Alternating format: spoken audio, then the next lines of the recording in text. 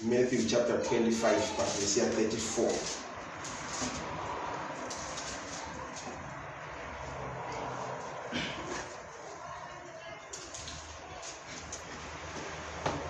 Zvakanaka kuti munhu angoverenga verse 31.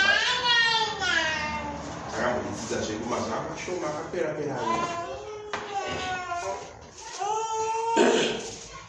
Matthew chapter 25 verse 31. Yes. Msoro shoko ripoti kutonga kukuru. Hallelujah. Amen. Matthew chapter 25. Parikunzi pane mashoko aripo arikutaura pamusoro pe the great judgment. Kutonga kukuru. Hallelujah. Amen. Saka ndo zvatiri kutaura panapa kuti zvose ngazviitike hazvo. But tinofana kuva nemurangano pane kuitika kwezvose ngative nemurangano uyu nokuti pana Ishe akamirira kutonga vanhu vose panyika panapa. Haleluya. Nemarudzi ose akambowana mukana wokurarama panapa panyika vaine mweya wakakanga vachifema vachinzi ava vanhu ava vapenyu vane musoi mavarara. Haleluya. Amen. Masouls ese iwayo achasvika panguva yekuti achamira pamberi pechigaro chaIshe wacho anonzi Kristu. Iye akutonga. Kutonga ikoko kunondokwaari kuti kutonga kukuru. Haleluya. Saka kana pachinge pataurwa nyaya yekutonga kuchinzi kutonga kukuru, the great judgment, zviri kureva kuti pane nyaya yekutonga pese, at the end of the judgment there is a verdict inopiwa. Handiti? At the end of every judgment pakati patongwa pane mutongo unosara uchinzi uyu ndo mutongo wapiwa. Haleluya. Kureva kuti munhu nemunhu kana achinzi atongwa, hamunhu haagone kunzi atongwa kana asati apiwa chii? Judgment. Kana kuti the determination, kana kuti the verdict, kana kuti the outcome inobva pakutongwa kwaunenge waitwa. Saka kutongwa kunobva pazvinhu zvaunenge uchitariswa zvinonzi ndo status yako iwewe. Haleluya. Saka kana munhu achinzi ndo status yake iyi, anomiswa pamberi pechigaro chashe. Ishe votarisa zvaari unonzi ndo umunhu wachona wauri iwo. Handiti? Wamira ipapo Ishe vobva vakutarisa kudaro, vanenge vachiona mabasa ako zvawakaita, kana zvakanaka kana zvakaipa. Saka kana vapedza kukutarisa kudaro vanopa mutongo ngokuti iwewe ukufanira kuenda kupi? Kuupenyu kana kuti ufanira kuenda kuufu. Haleluya. Chinhu ichi chasangana nemunhu wese, vanotenda, vasingatende, vanopenga nevari soba. Munhu wese achamira pamberi pachigaro chache chekutonga. Ishe vachitonga mumwe nemumwe sezvakaita sei? Sezvakabata. Ndosaka panzi kutonga kukuru kwaachaita iye. Saka kana tine nyaya iyi vadikani, pane chinhu chimwe chete chatiri kurimaindwa chekuti tinofanira kuti tiswedere kwaari iye Ishe anotonga uyu nemwoyo wezvokwadi. Each and every day, as long as tichiri kufema mweya weupenyu, takasvinura maziso tichiona, nzeve dzichinzwa, makumbo achitokwanisa kufamba. It's an opportunity yatapiwa iyoyo naMwari yekuti each and every one akwanise kuva nemukana wokuita sei? Wekutendeuka kubva pazvinhu zvakaipa. Mumwe nemumwe anoziva zvinhu zvaanoita. Haleluya. Saka kana Mwari atitendera kuti tinotomborara, tomuka futi tiri vapenyu tichiita mangwana tichiti raanwe zuva nhasi. Izvozvo hazvisi kungoitika nje vadikani kuti tikwanise kurarama mabhizinesi edu tichipfuurira mberi nekutadza pamberi paMwari, but zviri kuitirwa kuti Mwari vatipe mumwe mukana wekuti tigone kudzoka paari, tiswedere paari iye nemwoyo wezvokwadi, tichimunamata mumweya nechi? Mumweya nezvokwadi, tichiziva kuti tiri kuitira chinhu ichi kuti kana tichinge tazomira pamberi pake tinotongwawo zvinoenderana nezvatakaita. Yes. Kure. 31 yoti. Zvino kana mwanakomana womunhu achiuya, nokubwinya kwake, kana akuya mwanakomana wemunhu uyu anouya nekuita sei? Nekubwinya kwake.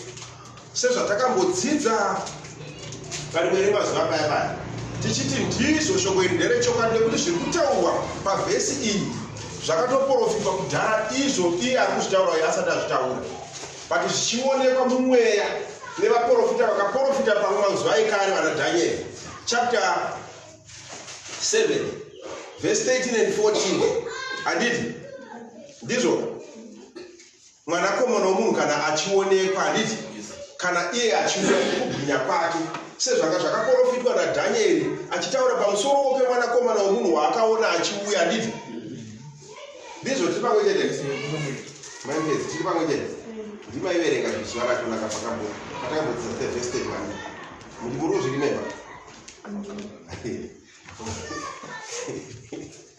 ndizvo mainini maamuripo futi muri kuzvirimemba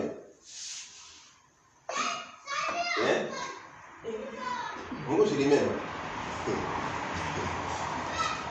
vatsuro mamuripo here musuya ndandisipo asi ngatowekwa hangu ndatosvika pana Daniel kwacho kana ndida Alright. Iverenga verse 31 wazoverenga Daniel wachona iyo. Mutanga kuti pavhesi 31. Yes. Zvino kana mwanakomana womunhu achiuya nokubwinya kwake. Yes. Navatumwa vose vanaye. Yes. Uchagara pachigaro chake choushe chinobwinya. Zvai zvaachaita kana achiuya achionekwa nekubwinya kwake. Iye achagara pachigaro chake cheushe chinobwinya. Hapana kunzi achagara pachigaro. But anzi achagara pachigaro chechii? Cheushe. Kunati hakuna mumwe munhu anogara pachigaro ichi kunze mwanakomana uyu. Ende chigaro chacho ndecheushe. Hazvina kuwanda chigaro chacho chimwe chete. Chanzi achagara pachigaro chake cheushe. Kunati pane chigaro chimwe chete cheushe chinogara ishe obva aita sei? Obva atanga kutonga. Yes, iverenge iyo. Muprofita Daniel chapter 7 verse 13.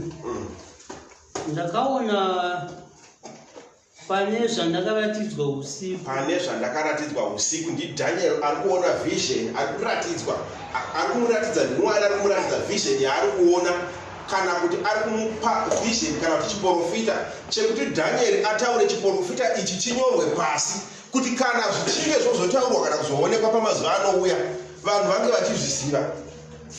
Ndakaona mumwe akafanana nemwanakomana. Saka pane zvandakaratidzwa usiku ndakaona mumwe akaita sei? Akafanana nani?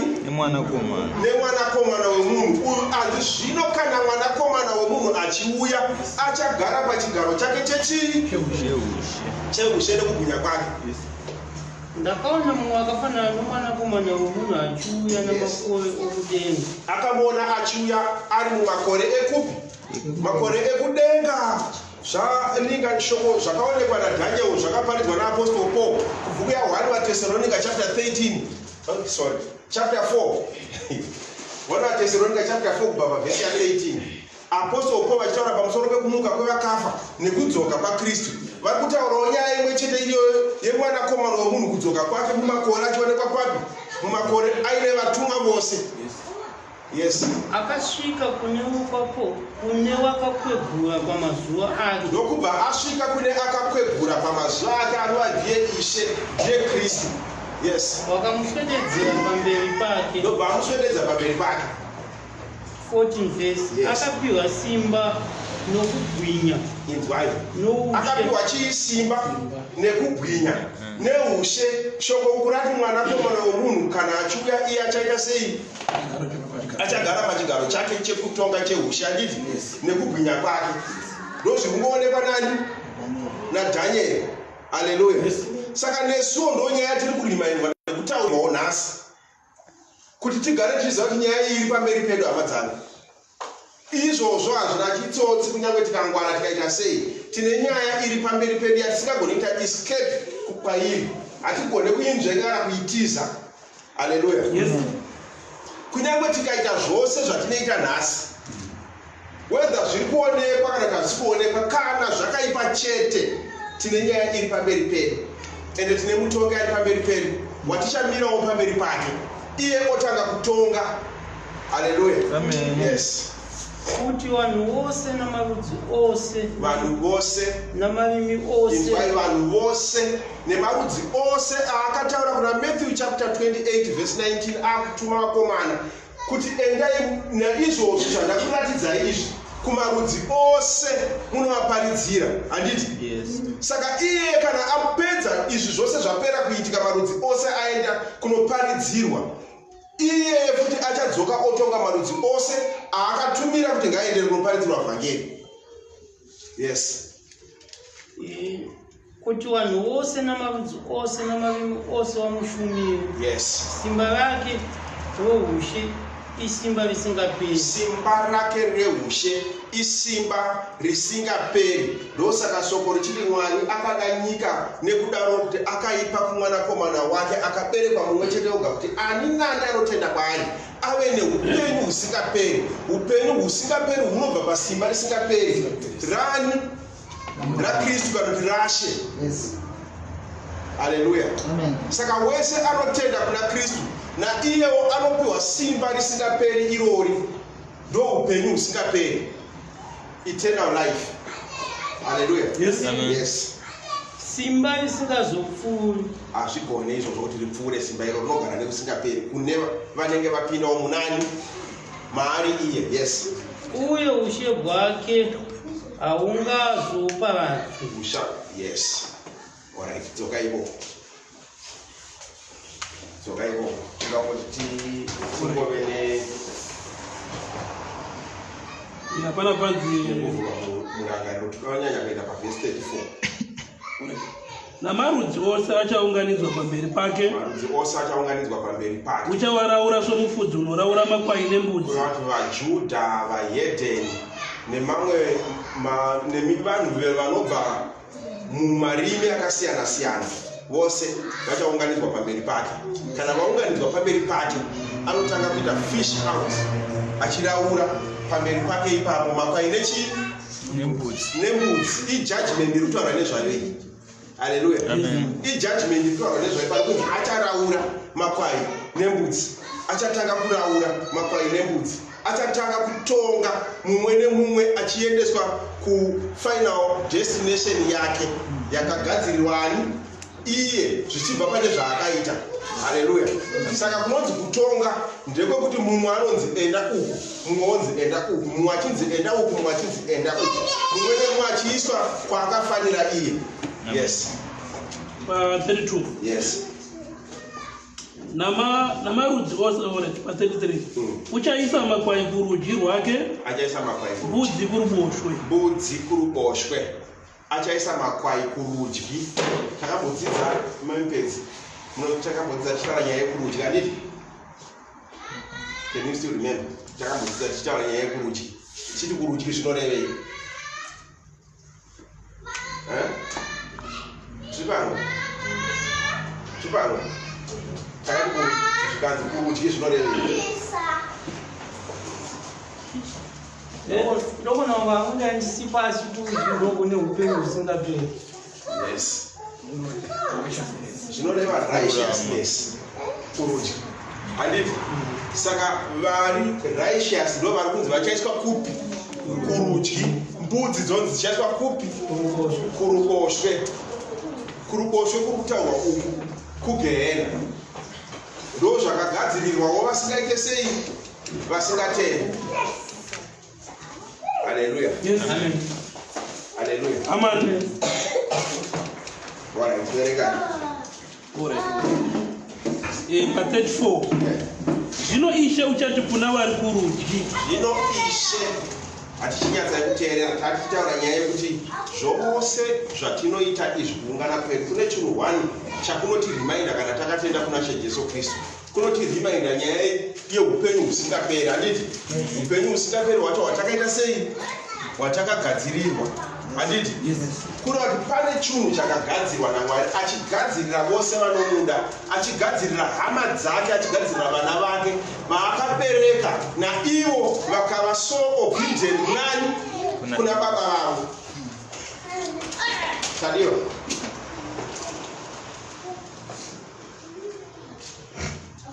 Haleluya. Yes. Amen. Saka Mwari pane chinhu chaakagadzira achigadzirira hama dzake. Ichokwadi ichocho. Nekuti tikaenda kune rimwe shoko raMwari kuna Mark chapter 10, tinombonzwa paitika chimwe chiitiko chekuti vana vakomana vaviri vemumwe murume ainzi Zebhedhi, handiti? Amen. Tiri pano?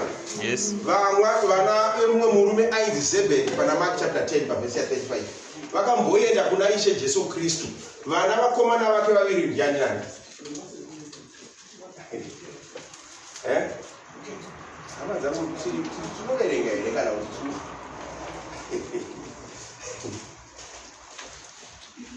Sringe ndidari pamwe pacho tinyatsoti timboenda kune dzimwe nyaya dzakati but zvinonetsa kuti tiyambukire nyaya dzakadaro kana tichitadza kunyatsonzwisisa zvimwe zvinhu zvinofanira kunge zvingori general because pane zvimwe zvinhu zvekuti tinofanira kungoverenga tese tongova negeneral understanding yazvo tichizomirira kudzidziswa kwazvo kana ichachitendera adii tofanira kunge tichizviziva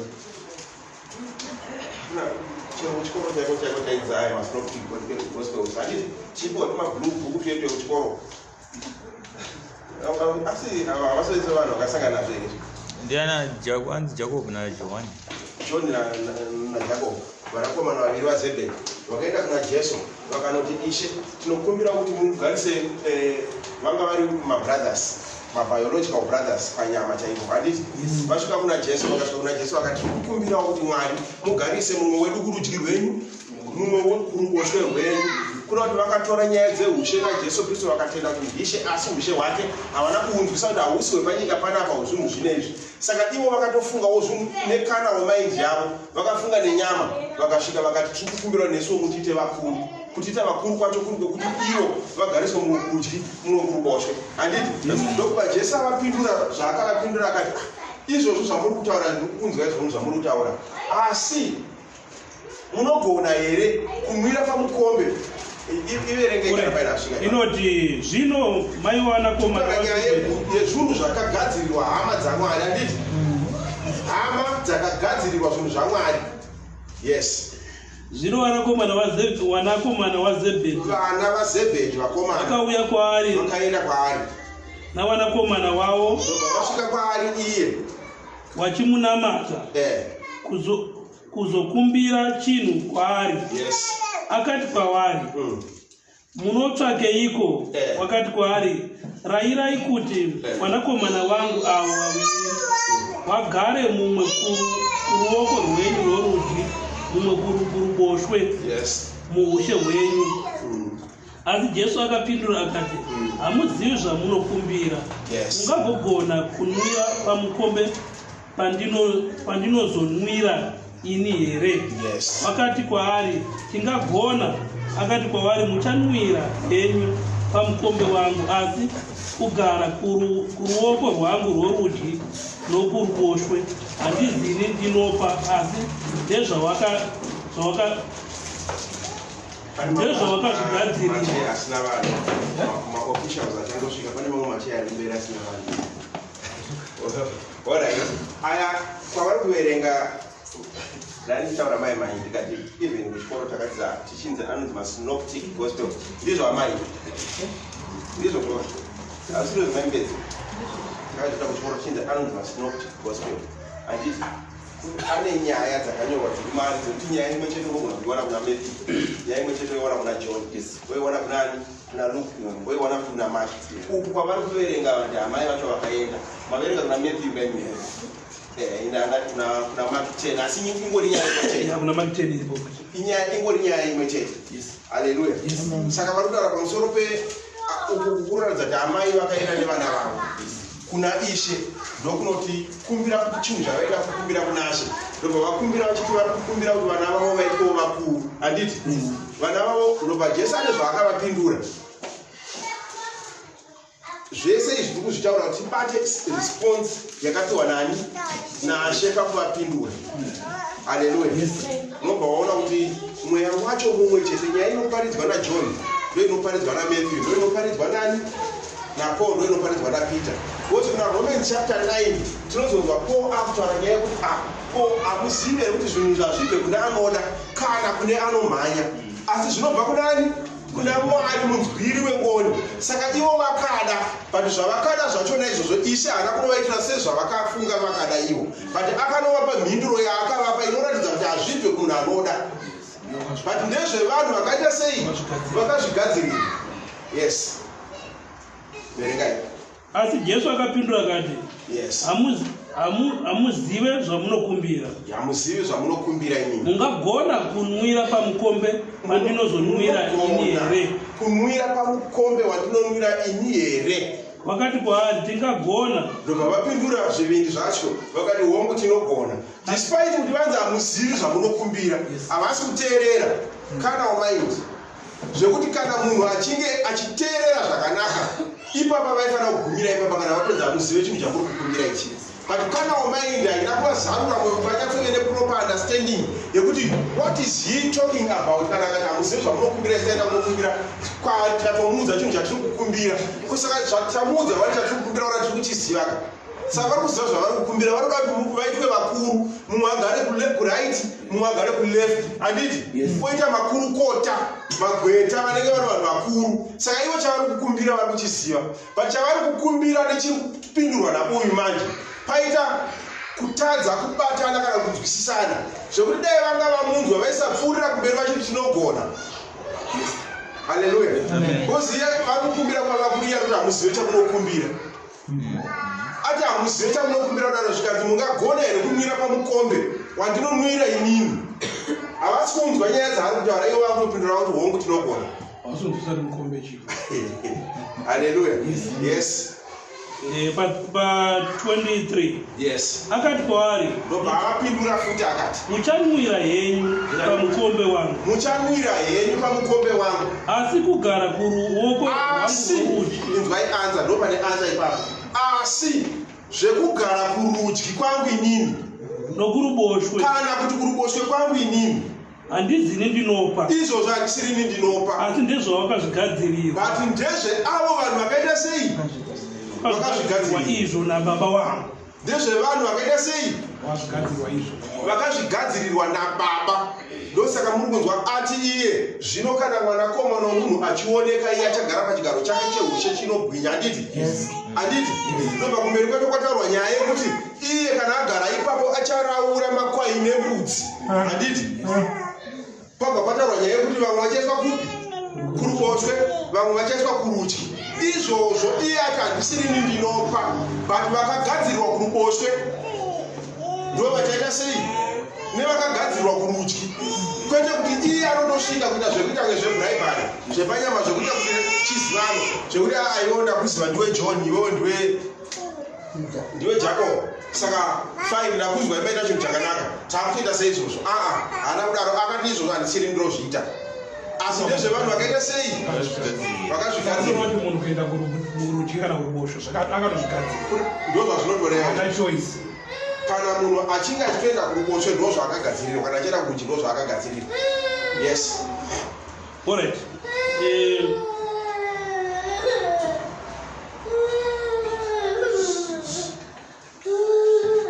Alright, but 24 inobva.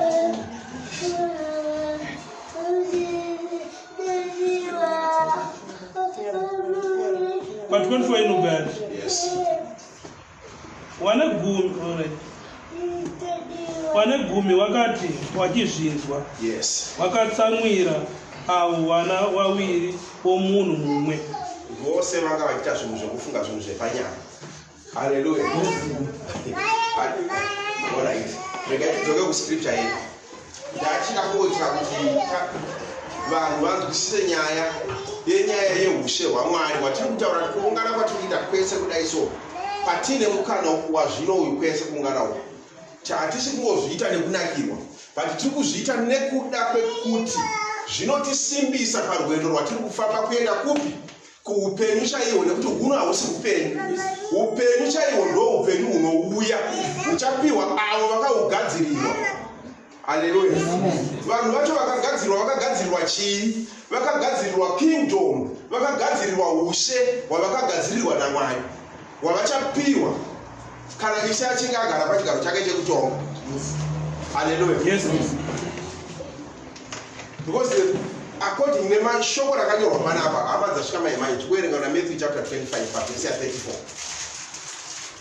Ndo pari kuti tiri kubva ipapo tichibata mamwe magwaro ose atiri kuenda tinotarisa, tichidzoka ipapo futi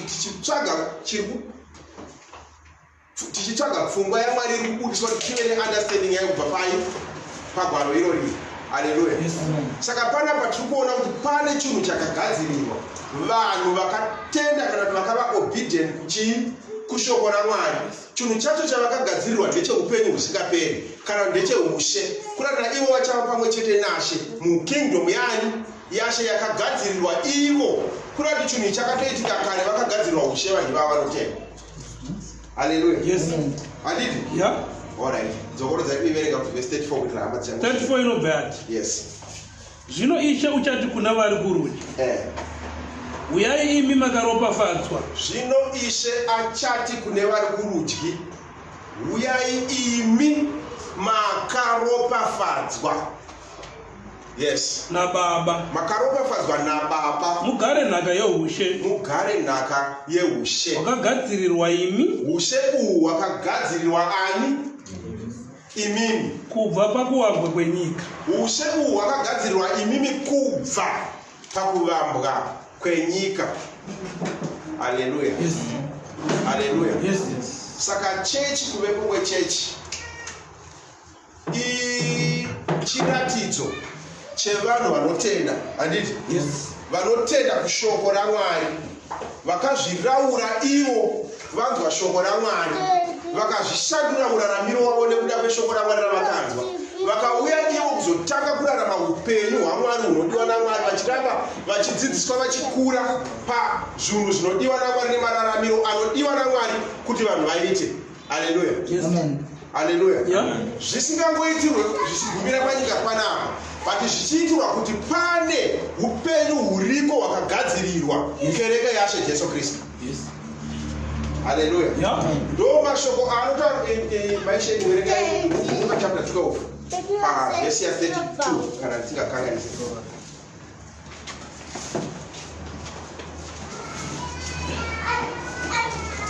Tipfuure mberi tichinzwa sevanhu vari kudzidza shoko raMwari. Yes.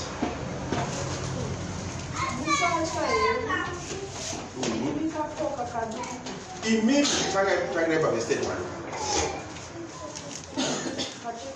Yes.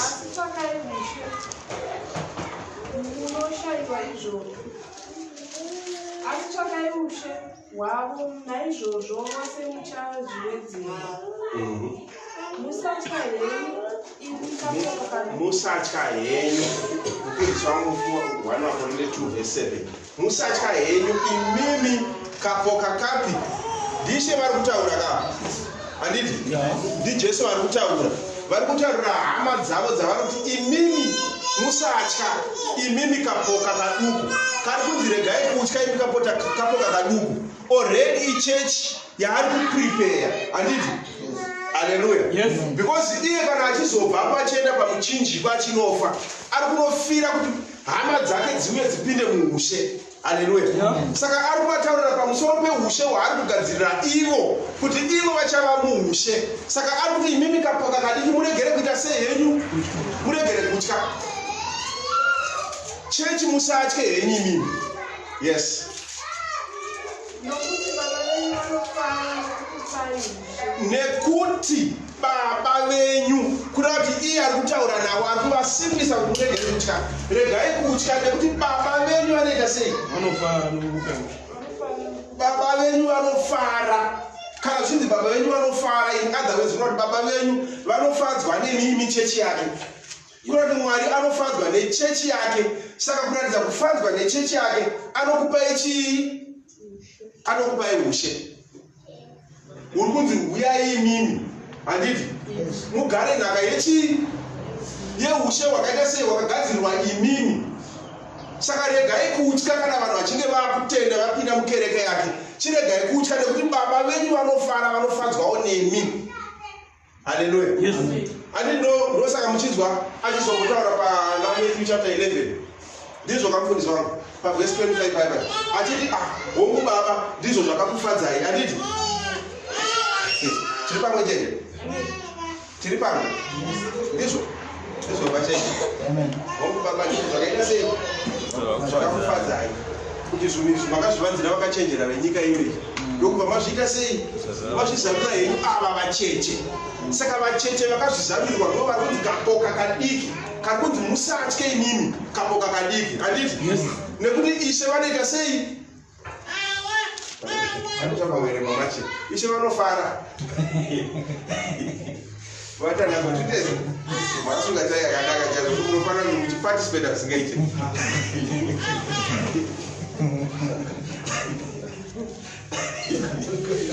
mese makasunga bata yakanaka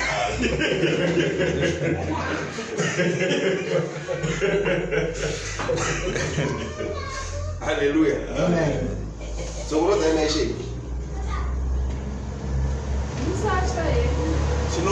chinoitira kuti tirambe tichizokorodza kuti munhu nemunhu anyatsobata shoko ramwari zvekutaurwa namwari handiti bhozi ndo zvatinenge tatowira panapa kuti tibate nekunzwisisa nekunzwa kutaura kwamwari pakati pedu yes musatya henyu ikapoka kadiki yes nokuti baba venyu vanofara nokukupai ushe musatya henyu kapoka kadiki nekuti baba venyu vanofara nekuita sei nekukupai ushe yes baba vanofara nekukupai ushe saka ushe unopiwa vanhu vari chii vari obedient vanotenda vakanzwisisa udzamu hwekuberekwa kwavakaitwa nababa vavo vobva vaziva ko baba vavo vanodei kana vaziva ko baba vavo vanodei naivo vobva vatanga kuita zvinodiwa nababa vavo pakurarama kwavo kubva paupenyu huno haleluya saka mukuita zvinodiwa nababa vavo kutanga paupenyu huno izvozvo ndo zvinoti baba vakavatarisa vofatwa navo vobva vavasimbisa vachiti saka kana zvakadaro regai kutya zvenyu kana vachinzi regai kutya zvenyu kunoti zvinhu zvinotyisa kana masituations anogona kusheka aripo but then imimi musaita sei musatya nekuti pane ushe hwenyu hwavakagadzirirwa ushe hwenyu muchapinda mahuri iri rizauti yekuti makabuda mukusatya pazvinhu zvose zvamakanga kuita sei hamuna kushekwa kana kuvhunduka kana kupinda mukunozvitaura ndichiri kudii haleluya hamuna kuita fomu trek yenyika but makaramba makatsungirira makachengeta kutenda kwenyu muchiti pose pamunenge muri munochengeta kuda kwababa venyu kuda kwegwayana handiti pose pamunenge muri munenge muchitungamirirwa neshoko muchinzwa kuti mwari vari kuti kudii mwari vari kuti kudii haleluya yes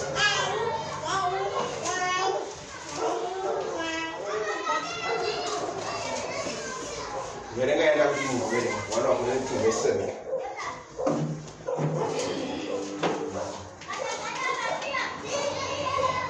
asi tinotaura uchenjeri hwaMwari hwakavanzika hwakafukidzwa hwakatemerwa kubwinya kwenyu naMwari nyika isati yavapa. Yes, tokorazai.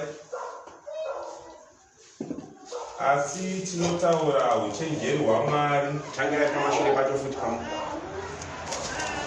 mighty no mangani. Matthew chapter 25 verse 34. Eh? Kuzoka pa 6. Yeah, pa 6. Anamuona wale tangira tunaje kule zvakanaka. Funza Matthew chapter 25 verse 34. Pamusoro pe ushe wakagadzirirwa vanhu vanotenda kuna Mwari. Pamusoro pe the kingdom that was prepared for his believers. Yes. Kuzoka pa 6. Yes. Zvino tinotaura uchenjeri pakati pavakakwana. Kana tinotaura uchenjeri pakati pavakakwana zvinonzi tinotaura zvaKristu, tinotaparidza Jesu Kristu pakati pevanhu vakamugamuchira, nekuti vanhu vakamugamuchira ndo vanonzi vanhu vakakwana. Yes. Asi uchenjeri husati huri hwenyika ino. Uchenjeri hwacho hwatinoparidza hausi hwenyika ino hwemaprofesa hwevanhu vakadzidza, kana hwavabati venyika ino, kana hwemapoliticians, mapresident vanoshaiswa simba. Usiri zvatinotaura nezvazvo. Yes. 7 verse. Yes. Asi tinotaura uchenjeri hwaMwari. Uchenjeri hwaMwari ndo kereke yaMwari, ndo pane uchenjeri hwaMwari ipapo. Haleluya. verengai. Wakavanzika. Uchenjeri uhu hwakavanzika zvandanga ndichitaura paya kuti Jesu akatarisa mudenga nenguva iyo shoko rakanyorwa rakati nenguva iyo Jesu akatarisa mudenga akarumbidza Mwari akati Baba ndinokutendai. Haleluya. Yes. Handiti ndozvakaita. Takakati ndinokutendai ndobva tichi.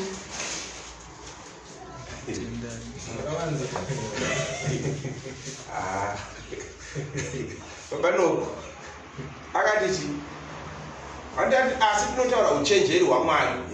Handiti? Yeah. Verengai verse 7 futi. Asi tinotaura uchenjeri hwaMwari. Asi tinotaura uchenjeri hwaMwari. Wakavanzika. Wakavanzika. Wakafukidzwa ndo hwatiri kuti hwaakataura pana Matthew 11 pavhesi ya 25. Handiti? Asi nenguva iyo Jesu akatarira kudenga akarumbidza Mwari. Handiti? Akati ndinokutendai Baba, hongu ndizvo zvakaita sei? Ndizvo zvakakufadzai kuti makavanzira vakachenjera venyika inoti zvinhu izvi ndokubva mazvizarurira vacheche. Hongu ndo zvakakufadzai Mwari. Saka ndo uchenjeri hwacho hwavanotaurawo ava varume ava ndo vari kunzi vacheche. Uchenjeri hwakavanzirwa madzimambo. Wakatemerwa kubwinya kwedu naMwari. Uchenjeri hwacho hwakaita sei? Wakatemerwa kubwinya kwedu naMwari. Wakatemerwa kubwinya kwedu nani? naMwari. Nyika isati yapo. Uyai imi mugare nhaka yeushe yakaita sei? Yakagadzirwa imi denga nenyika zvisati zvaita sei? Zvisati zvavako. Ndo zvimwe chete zviri kutaurwa nani naapostoli kuma vari kuna 1 Makorinte chapter 2 pavhesi ya 7 yavo kubva pavhesi 7 pavaverenga. Vari kutaura pamusoro pe the kingdom of God.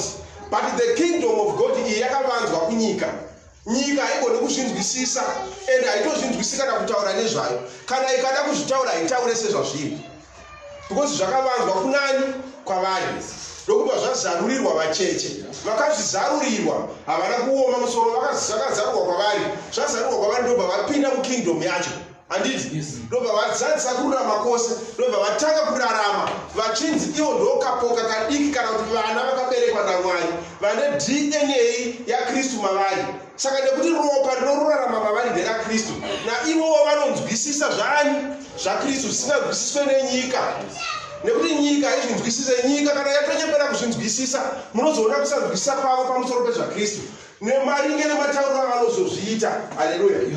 Kana nyika yoda kutaura zvaKristu ikanyepera kuda kuzvinzwisisa Yesu nakuzvinzwisisa, ndopainotanga kutaura kuti muna Kristu imomo unopfuma unoita business unoroorwa. Haleluya. But vakachenjera vanotaura pamusoro peupenyu hwavakagadzirirwa muna Kristu kwete panyika panapa. Haleluya. Nekuti kuita business hachiratidzo chekuti wakatemerwa upenyu usingaperi. But kutenda muna Kristu ndo chiratidzo chekuti chii? Vanhu vakatemerwa upenyu usingaperi. Amen. Haleluya. Haleluya. Yeah, Mwari ngatibatsire. Yes, verengai. Musina kuzivikanwa nomumwe wavabati venyika ino. Havana ngobvira vazviziva ende havazvizive ende vachasvika pakufa vasina kuita sei? Vasina kuzviziva kana kuzvitenda. Haleluya. Tutaura pamusoro penyaya the kingdom of God. Yes. The kingdom of God iri kingdom yakagadzirirwa vanotenda vese. Haleluya. Ndokunge vafamba zvakaita sei? Zvakafanira evhangeri yake. Sezvaanotaura achitaura ari kuna vaFilipi chapter 1 pavhesi 27 achiti asi fambai zvakaita sei? Zvakafanira evhangeri yaKristu. Kuti kunyange ndiripo kana ndisipo asi ndinzwe kuti makamira nesimba, simba racho ari Kristu. Ranotaura kuna vaRoma chapter 1 verse 16 paya kuti handinyari nekuda kuevhangeri iyi nekuti ichi isimba raMwari. Saka neniwo kunyange ndiripo kana ndisipo ndoda kuzwa kuti mumire naye Kristu nesimba raMwari. Haleluya. Kana muchidaro chete izvozvo chiratidzo chekuponeswa kwenyu ende chiratidzo chekuparadzwa kuvanhu vose vanorwa nechii? Nekutenda kwenyu. Haleluya.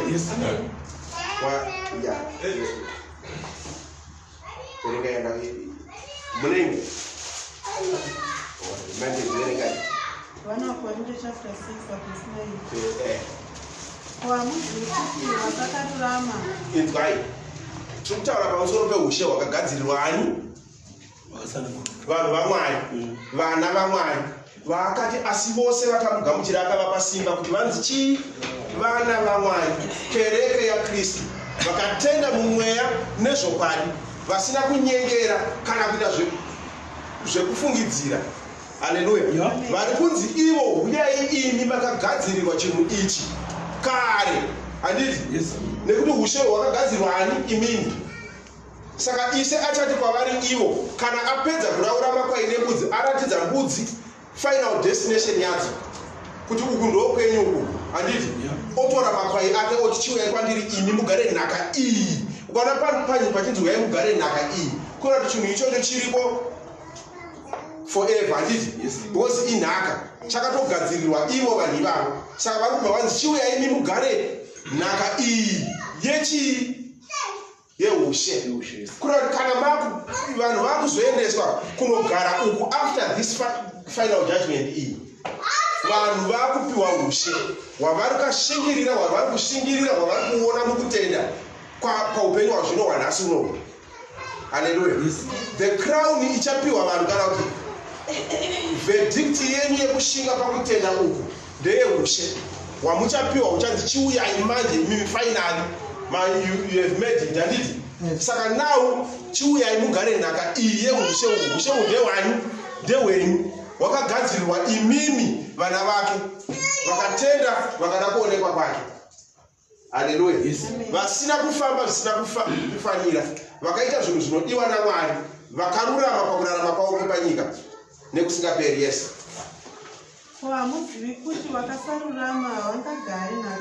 Imimi handiti patanga pataurwa nyaya yemakwai nembudzi. Patanga pataurwa nyaya yeseparation. Handiti?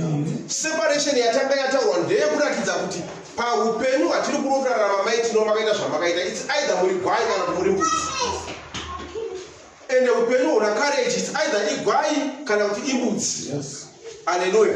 Saka nyika sezvayakaita kudai so ine vanhu vari kufema mweya weupenyu watinoti oxygen yavanoita breathe in and out. Tichiti tikatarisana tinoona nyika yakazara kudai so vesenzasi vakauya kuti nyika yaane 17 million vanhu. Pa 17 million vanhu ivavo vatinenge tichitoonana sevanhu vanofema in and out vachiita breathe in and out kudai so pane makwai pane mbudzi pavanhu vakawanda kudaro.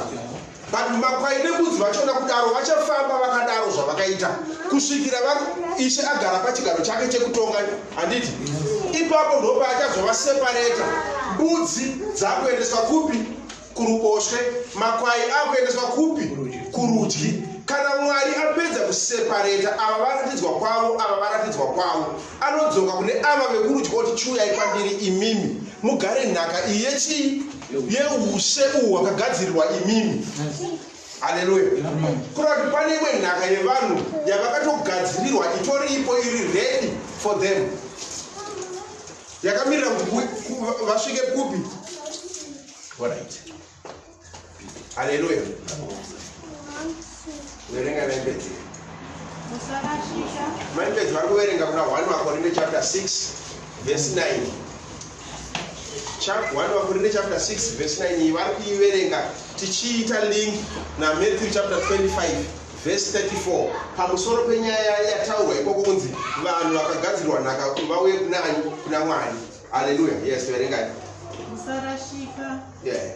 Nokuti mumwe kana vanonamata zvifananidzo. Inzwai. Imimi zivai chinhu ichi baba Shei. Yes. Zivai chinhu ichi kuti muregere kurasika. Why? Mugare muchiziva kuti nekuti mombe. Yes. Vanonamata zvifananidzo. Kana kuti vanonamata zvifananidzo ndo vane kutenda kusiri chaiko chaiko. Yes. Haleluya. Yes. Wezi vanhu vanonzi vanonamata zvifananidzo vanhu vanofunga maIndia anotora zvidhori ozvisa pachena havawo. Siri kunonzi kunamata zvifananidzo kutenda nekuperera nekushingirira pakutenda kusati kuri kwezvokwadi ikoko zvinoreva kuti mukunamata chii chifananidzo sezvanga zvakaita hama dzanga dziri pakorinde pabhuku chapter 17 paatini pabhuku chapter 17 yamabasa evapostori. Handiti? Paul asvika panzvimbo inonzi Atini, akasvika akapinda mune rimwe sinagoge, handiti? Ndokuona vanhu varimo vakaungana zvatakaita kudai, so tichiti takaunganira Ishe, kunamatwa kwaMwari nekurumbidza Mwari nekuparidzirwa zvaMwari, handiti? Pobva pasvika munhu waMwari chaiye takaita zvatakaita, osvikawo tomupa mukana wauya kuno, obva ationa kuungana kwedu kunoreva kuti tine kutenda kwatinako, handiti? Obva asvika oti ndazviona kuti imimi varume munonamata zvikuru imimi. Kutonzi zvikuru kuti vanhu vanga vakashinga pazvinhu zvavari kunamata. But obva azoti asi ndaona kuti ndaramba ndichicherechedza, handiti? Ndikaona atari yakanyorwa kuti kuna Mwari asingaite sei, kuna Mwari asingazivikanwe. Kuna vanhu vakashinga zvikuru pakunamata kwavanhu, but vari kunamata chifananidzo. Because kana munhu vanhu vachinamata kuna Mwari asiri chaiye uyo akaparidzwa naapostoli, zviri kureva kuti vari kungonamata nekushingirira vanhu kuna ani, to the unknown God. Now Paul akuparidzira vanhu zvaJesu Kristu akaita denga nenyika, iye asingagare mutemberi dzakaitwa nemaoko evanhu. Haleluya. Haleluya. Ndobva avaparidzira Jesu Kristu, ndobva avaparidzira Mwari anozivikanwa. Vanotenda ndokubva vatenda, asi vamwe havana havo kuita sei? Havana havo kutenda. Saka apa pari kunzi muzive zvinhu izvo pamusoro pemhurugano vanonamata zvifananidzo. Vanhu vanonamata zvifananidzo, vanhu vanototi vanonamata, asi kunamata kwavo nekushingaira kwavo kwese, despite kuti every time vanoita gadha vachirumbidza Mwari, mbira dzichiridzwa vachiita sei. Zvavanenge vachiita izvo vari kuchita kuna Mwari asingazivikanwe. Saka Mwari asingazivikanwe ndiye ari kuparidzwa napo kuti vanhu vabude kwaari vapinde muna Kristu. Haleluya. Sezvo zvingori zvinhu zviri kutaurwa kuti isusu tiite sei? Tizive, nekuti tikatadza kuziva zvinhu izvi, kingdom iri kudarwa pamusoro payo iyi hatisi kuzofa takairavira kunyepa, but tichapinda rimwe saidi rachona riri kunzonzi kuvanhu vanozoverenga kumberi kwachona, riri kuzonzi ava vekuruboshwe ava vanonzi endai kumoto wakagadzirwa imimiwo. Kuna kuti pane nhaka yakagadzirwa vanotenda, poitawo moto wakagadzirwa, kuti zvinhu zvese izvi mariwadzi aya ose akatogadzirwa kare, zvese zvitoripo kudara, and it's ready waiting for masouls kuti auye aiswe kwavakafanira. Haleluya. Haleluya. Saka vanotenda chaivo vanofanira kugara vachiziva zvinhu izvi, kutoti vadikani kunamata hongu vanhu vanonzi vanonamata, asi kune vamwe vanhu vanonzi vanonamata asi vasinganamate kuna Mwari, Mwari asingavazive. Kunonzi kunamata chaiko chako, you have to be registered kudenga kuna Kristu, Mwari achitoziva kuti ndakabereka mwana wangu. Haleluya. Haleluya. Because ndizvoka mufundisi wangu yaitwa chechi kaiva Atini, vanhu vamwe vatoungana vachida kuita sei, vari kunamata Mwari. Sezvazvingoriwo nhasi zvatiri kutaura kuti vanhu kudai muzvinhu zvakatangwa nevanhu zvakaitwa nevanhu izvi, vanhu ibvai ikoko muuye mutende kuna Jesu Kristu mumwe chete oga, akaparidzwa nevaapostora vake vaakatuma vakati endai munoparidza vhangeri. Nyika yose ichatenda neizvozvo, nekuti John chapter 17 pavhesi ya 20 inototaura zvakanaka ichiti Jesu Kristu achinyengetera anotaura pamusoro pekuti vose vachatenda neshoko reimimi varume vaapostora vainyengeterera paya paya, handiti? Handiti ndizvozvoka? Kuna kuti shoko rakaparidzwa naPita kutanga paJerusarema nanhasi rakamira nesimba raro rakangodaro kune munhu wese, kunyange asina kuona Pita panyama, asina kuona chiso chaPita panyama, but akanzwa shoko raPita, shoko racho rakamira rakasimba rakadaro nanhasi.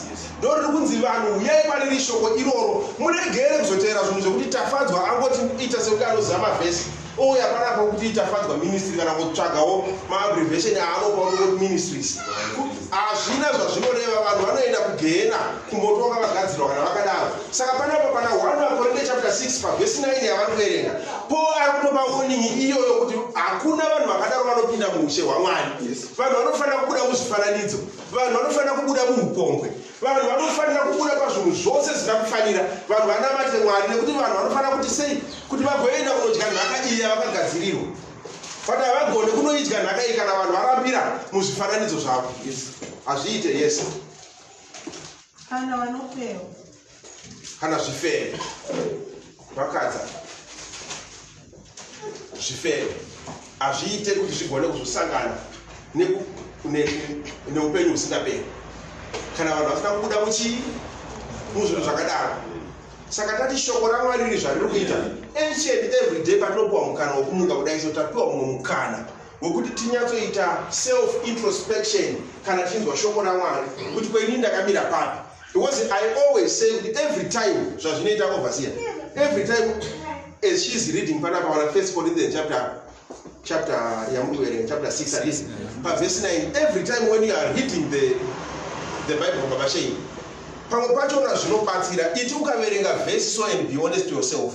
It verse your verses the way at which you are living. Yes. And it ukaremerenga iwewe wega wofu zvawaverenga ikoko seipapo pacho pamukuverenga maipedza apa panditi mobva mati verses inini zvakamira sei. Yes, verenga enda.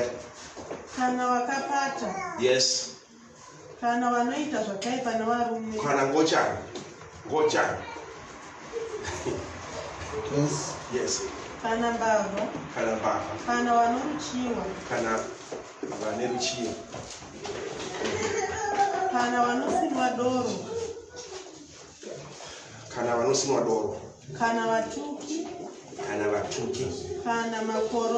Kana makororo. Havangagari nhaka yehushoro. Vanhu vose vaiswa mubhuku rezvinhu zvaliswa kubva pavhesi 9 apa. Handiti? Mombe, vanonamata zvifananidzo, vakapata, ngochani, varume vanochiva vamwe varume, mweya spiritu yakaipa zvinoita. Nevakadzi vanochiva vamwe vakadzi. Vanhu vese vanoita zvinhu zvakadaro ivavo. Handiti?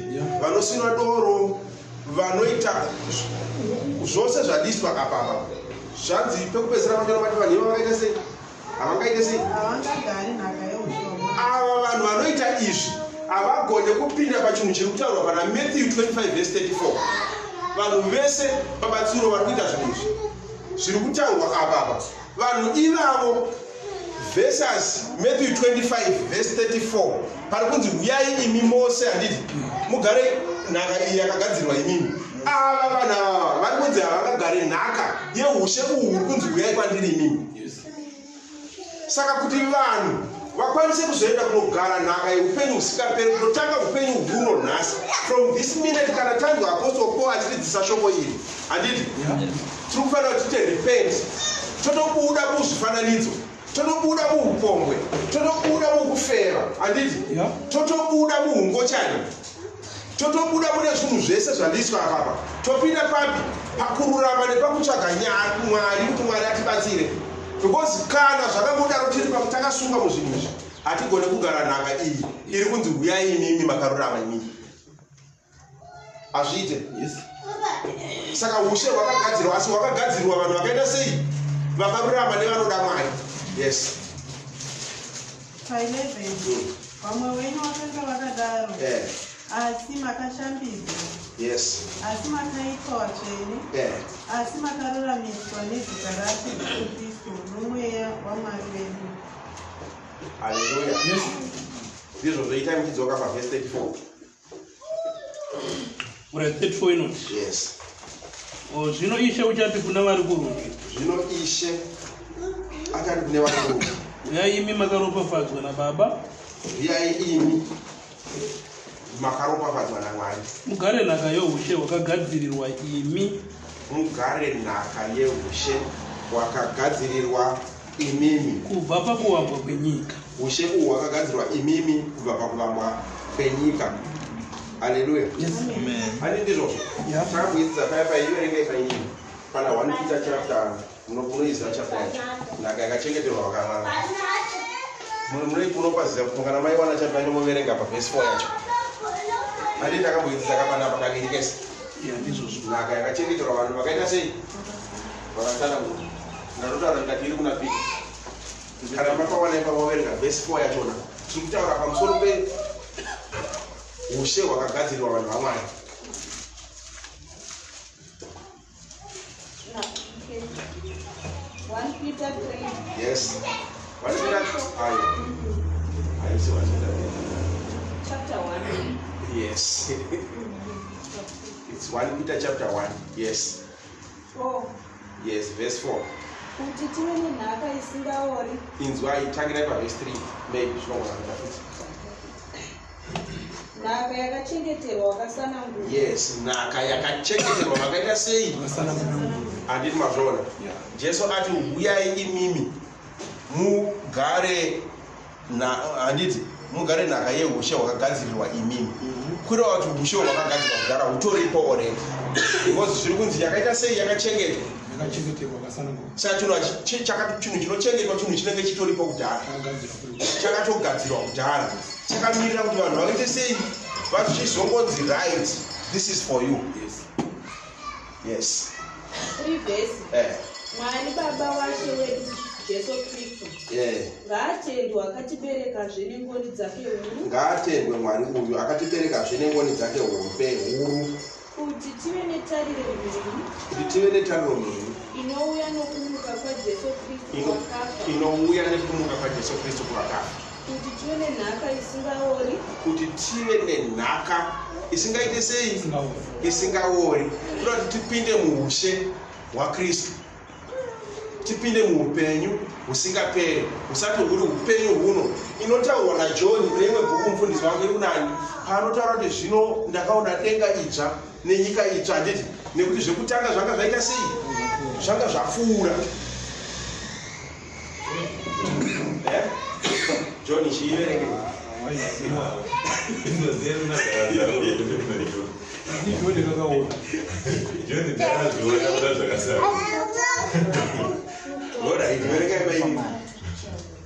isingaori isina mhosva. Nhaka iyi iri kunzi nhaka iyi hachisi chinhu chinoora. Vanhu vakaenda kuchikoro maitino vakaenda kuchikoro pamakatanga fomu 1 kusvika fomu 4 kana ndizvo ndokwa zvaitwa ndizvo kune imwe chisabject chainzi commerce vanhu vaitanga kudzidziswa zvinhu zvinarembaiso zvekuti maperishable goods and what zvizvo chirungu zvakanaka panyaya panenyaya zvinhu zviri perishable zvisiri perishable zvinonzi zviri chi nani perishable kureva kuti zvinhu zvinoora nezvinhu zvisingaore. Handiti ndizvo kababa chenyu, pane zvinhu zvinoora koita zvinhu zvisingaore. Saka iyi iri kunzi nhaka iyi yakachengeterwa vakatsanangurwa vaMwari kuda kuti vatendi vaMwari kana kuti kereke yaMwari. Handizi inhaka iri chi isingaore kuda kuti chinhu chisingaore chinogara nekuita sei nekusingaperi. Zvimwe zvose zvinopera. Unozonzwa Jesu achiti pana Matthew chapter 24 Samuel ikoko ivhesi yaanoti denga nenyika zvinoita sei zvinopfuura asi shoko rinoita sei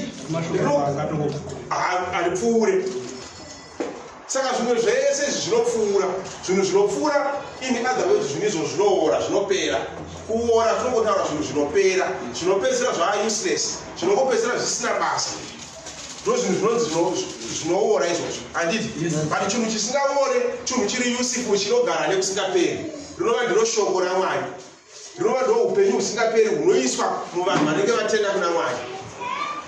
Haleluya. Yes.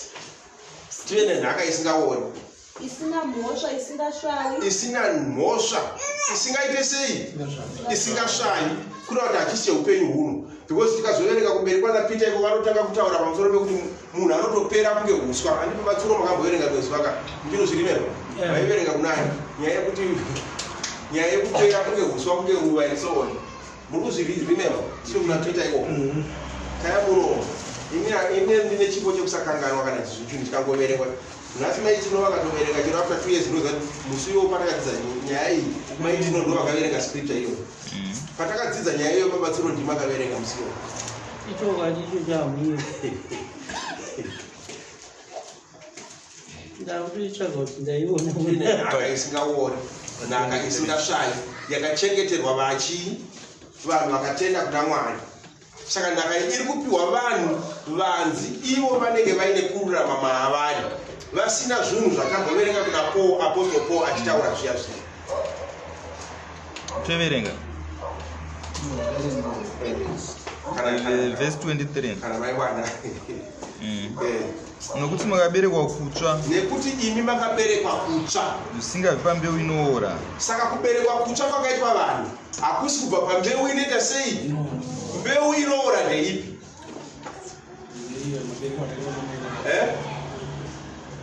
Iyo nyama because zvanzi zvisingabve pambeu inoora kuda kuti statement iroro rataurwa pachitova necomparison iri kuitwa pazvinhu zviviri kuda kuti pane chinhu chinoora pane chinhu chinonzi mbeu asi imwe mbeu inoora imwe yacho haiori.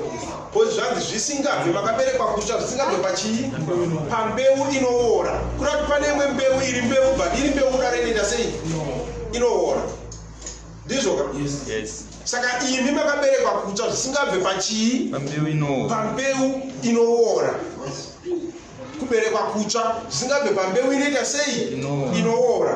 Kwamunonzwisiswa nekereke nekuti nyika nekana wamainda haina kukunzwisisa. Remember chapter 3 dziya Nicodemus akatadza kuita sei kunzwisisa nyaya yekuberekwa kutsva kungoparidzirwa kereke manje naPeter. Akati hazviite as educated as Nicodemus was, because he was an advocate, a lawyer. Handiti? But paakazwa Jesu achitaura nyaya yekuberekwa kutsva, he got confused. Akati you mean kuti tichadzokera futi mudumbu ramai? How is that possible? Ndakadzidza stereka ndakaverenga mabhuku akawanda stereka. But what you are telling me now is something new, something very confusing, and I think I can believe that it's impossible. Hakuna zvinhu zvakadaro. Hallelujah. Amen. Nekuti pataura nyaya yekuberekwa kutsva yakutaurwa panapa kuti asi makaberekwa kutsva zvisingabve pachii pambeu inoora. Yes. Asi pane isingaori neshoko raMwari. Asi makaberekwa kutsva zvisina kubva pambeu inoora asi pambeu isingaori. Mbeu yachona isingaori ishoko raMwari. Shoko raMwari ndi Jesu Kristu according to John chapter 1 from verse 1. Handiti? Yes. Jesu Kristu ndiye shoko raMwari. Saka iye Jesu Kristu ndiyo mbeu isingaori kana achinge abereka vana vake. Zvinode kuti chakaberekwa nenyama ichi inyama, but chakaberekwa nemweya naicho ichi mweya. Saka Jesu Kristu haasi wenyama ndewemweya nekuti chapter 4 verse 24 inoti Mwari ndimweya. Handiti? Saka vanomunamata vanomunamata mumweya nezvokwadi. Saka inini zvokwadi yamakatenda yamunamata mumweya iyi ndo yakakuberekwayo kuda kuti makaberekwawo nechi nemweya. Saka chinhu chinonzi mweya hachikori. Hallelujah. Hachinzwisisike chinhu chinonzi mweya. That's why you see at some point Jesu amboita resurrect achizviapia zvake kuvakomana vanga azvitaurira iye. Hallelujah. Amen. Hallelujah. Amen. Unoona kuti iye paakatanga kurarama upenyu husiri hunonzwisika paakadzokera back to the spiritual nature yake chaiyo chaiyo inova ndo original nature yake. Tiri pamwe? Amen. Yes. Tiri pamwe? Yes. Mfundisi. Nyasha. All right. Ndinokuti ndosaka tichiona kuti pane imwe nguva paya paya. Handiti? Amen. Adzokera back to the spiritual nature, you know his original nature. Handiti? Unomuona akufamba ari pamusoro pemvura so. Achifamba ari pamusoro pemvura. Why ari kufamba pamusoro pemvura? Because mweya unyure mumvura but unoita sei unoflota. Handiti? Ukatora chinhu chine mweya nhasi, tora nyangwe rikaita zifutubozi hombe so tikarikanira muocean miyamiya unomboona rakaflota pamusoro pemvura haringofa rakanyunga. Because chii mweya. Hallelujah. Ndosaka atozoti kuna Peter ndobva aisa Peter munecha yemweya futi akati Peter uya kunoku. Saka Peter akatanga ari munyama akatadza kuti zvinoita here. Handiti? Ndobva azomuti uya ndobva Peter apinda munecha iyoyo. Ndobva aita seiwo futi ndobva afamba ari pamusoro pemvura. Mweya unyure mumvura. Handiti? Ndo saka mweya iwoyo ndo mweya wakatibereka wewoyo. Hallelujah. Kuda kuti unogara nekusingaperi. Hausi kuzodzokera muvhu kwawakabva. Unogara nekusingaperi. Kana isusuwo tararama zvaunoda mweya iwoyo. Tatevedzera kuda kwawo mweya wakatibereka iwoyo. Amen. Ndizvo? Tipano. Maita rasa. Tipano. Wow. Right. Adei. Neshoko raMwari benyu rinogara nokusingaperi. Shoko raMwari benyu rinogara nokusingaperi. Nokuti nyama yose yakaita souswa, nokunaka kwose seruva rouswa. Uswa hunosvava neruva rinowira pasi, asi shoko raShe rinogara nokusingaperi.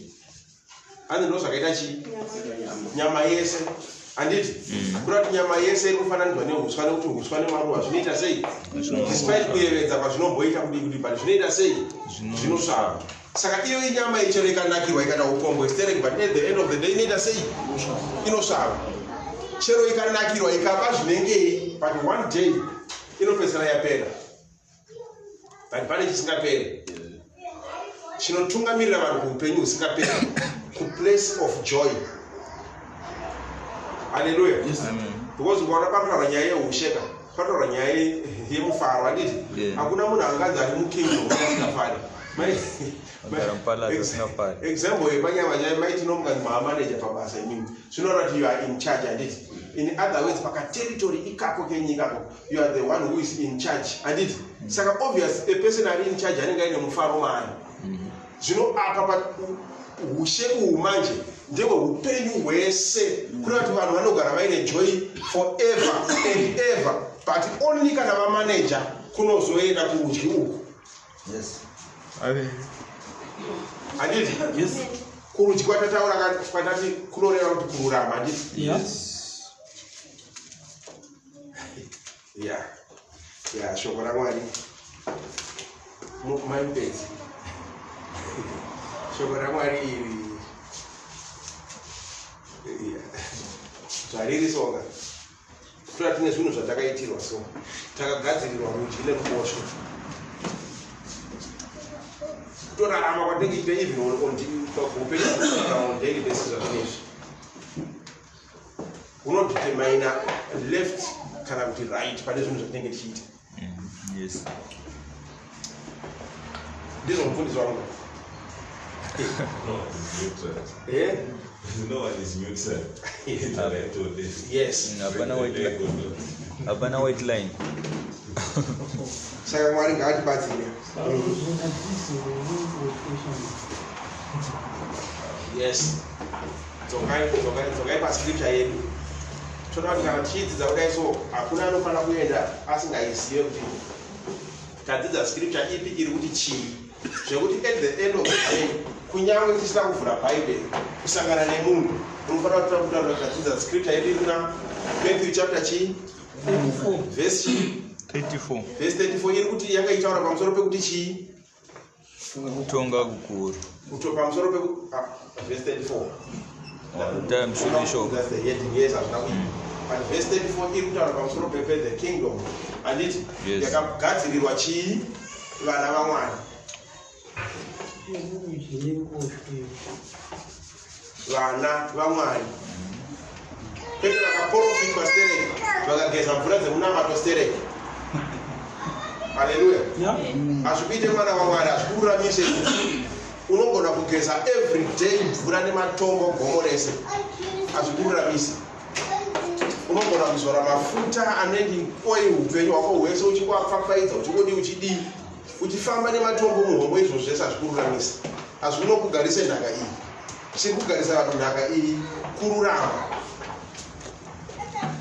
Hallelujah. Amen. Chiri kunogarisa vanhu nhaka yeupenyu huri kumusoro kururama. Munhu wese anoda upenyu, hapana munhu anoda kufa. Yes. Hallelujah.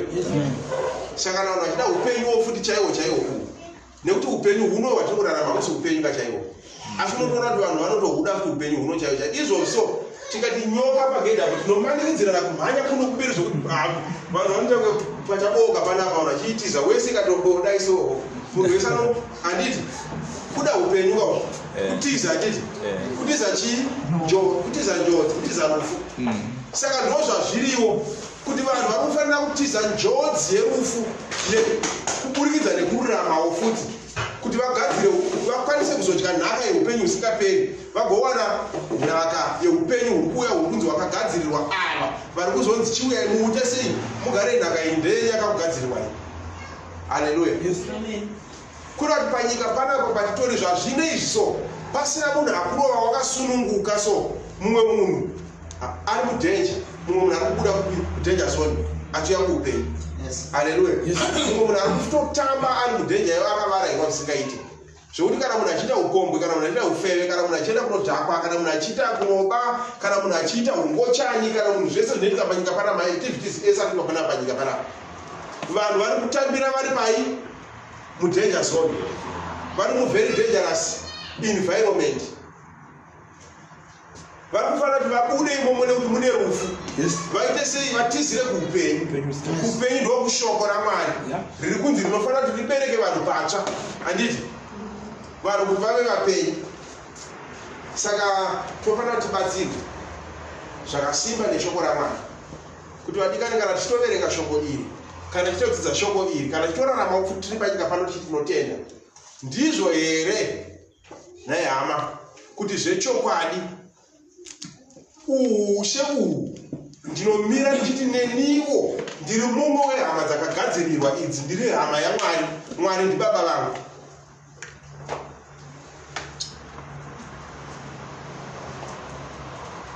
Ndizvo Magalatiya chapter 3 verse 26.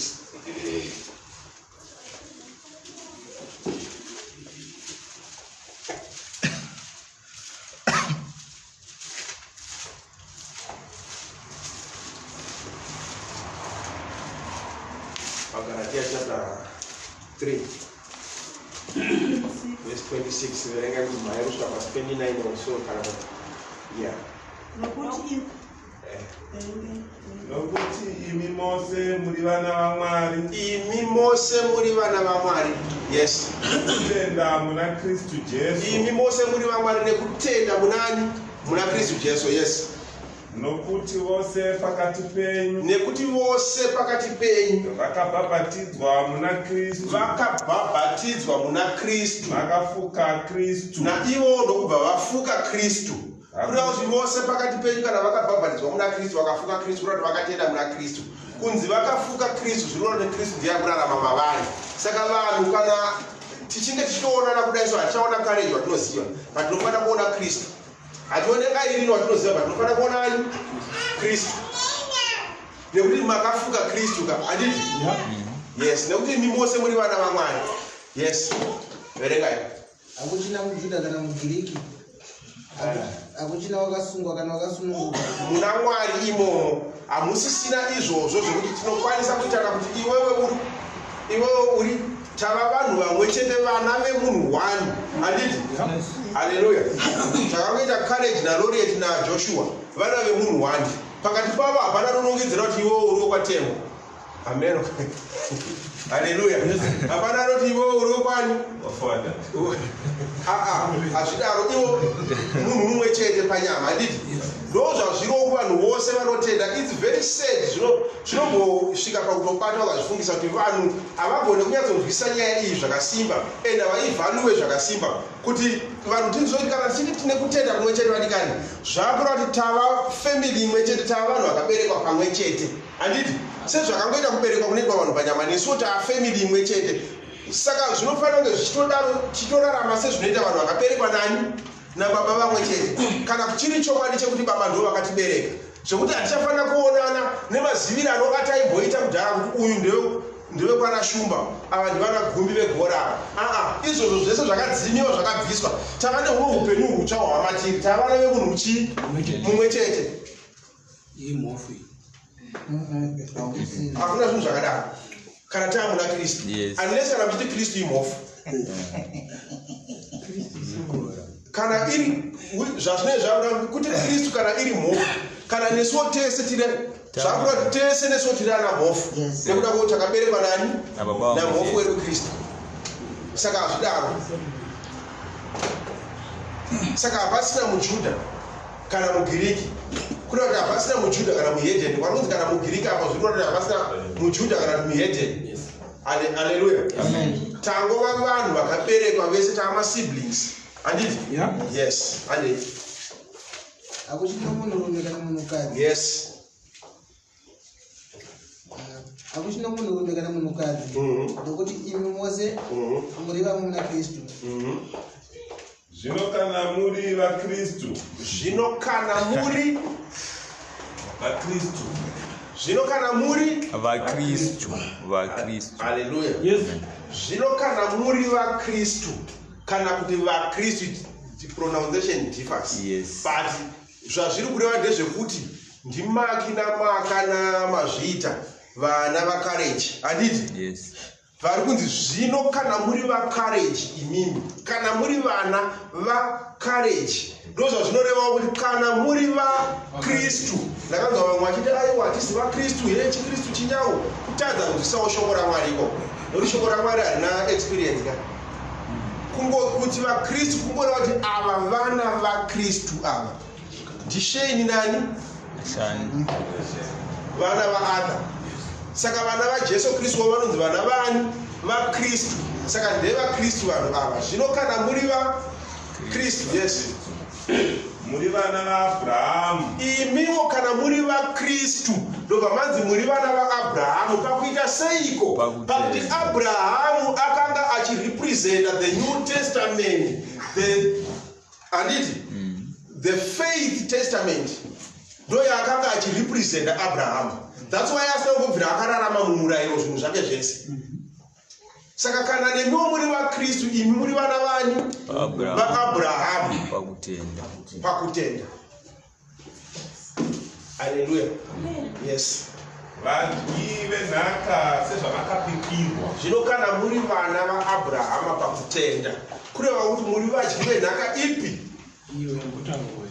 Muri vadyi venhaka ipi? Because yanzi sezvamakaita sei, sezvamakaipikirwa. Kurati nhaka iri kunzi naJesu, uyai kwandiri imi makarurama, mugare nhaka iyi yeushe yakagadzirirwa imi. Kureva kuti yakaita zvekutopromiswa before. Ndosaka vanhu vakazopinda mukutenda, vakatenda vaine chinangwa cheupenyu hunouya. That's why muchinzwa Paul achiti ndinokaita chinhu chimwe chete, ndinokanganwa zviri kumashure. Hazvina basa zvese izvo. But ndinoita chinhu chimwe chete chekuti ndinoita sei? Ndinoshingaira panharidzano. Handiti? Ndinonanavira zviri kupi? Zviri kumberi. Zviri kumberi zvachona chii chaari kuvavarira, chaari kuona chiri kumberi? Inhaka iyi. Hallelujah. Amen. Ndosaka muchimunzwa akuona kuti mazuva ake aringana. Ishe vamuratidzawo kuti haachagona kurarama ari panyika. Bhodhi yakuda kuti zvayoite sei idzokerere kufa. Handiti? Iye amati hake anotaura mashoko ekuti ndarwa kurwa kwakaita sei, ndarwa kurwa kwakanaka, ndapedza chii? Ndapedza rwendo rwangu. Pati parwendo rwangu ndapedza rwendo ndakaita sei? Ndakachengeta kutenda. Ndakachengeta kutenda. Nazvino nekuda kwokuchengeta kutenda ndakachengeterwa korona. Ndobva ati kwete inini ndoga, asi nevose vakada kuita sei? Kuonekwa kwake. Kureva kuti chii? Kurati Paul ari kuti iye apedza rwendo rwake akachengeta kutenda, akachengeterwa korona nani? naKristu. Kwete iye ega, neava vari kunzi manje vawanda. Paul anenge aripo ipapo vanonzi chiuyai kwandiri imi. Handiti? Muite sei? Mugare nhaka iyi yeushe hwakagadzirwa inini. Naiye anenge aripo nevamwe vakada kuonekwa kwake. Hallelujah. Yes. Verengai. Ndobva ati zvoni shingairai kuti mukurumidze kuuya kwandiri. Po achitaura kuoneka kwake. Aiye apera.